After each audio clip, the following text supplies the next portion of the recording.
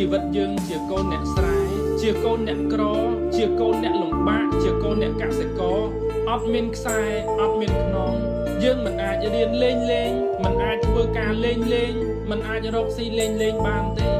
មានតែពាក្យថាស៊ូខំពុះពៀស្មោះត្រង់មានគុណធម៌គឺជាពាក្យដែលត្រូវតែដាំជាប់នៅក្នុងខួរក្បាលរបស់យើងជាប្រចាំ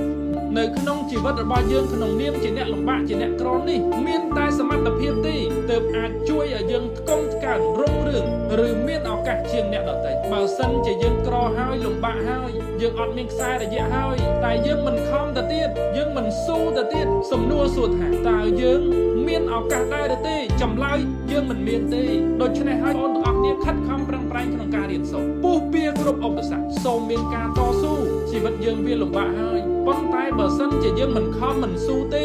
ថ្ងៃទៅមុខយើងរឹតតែលំបាក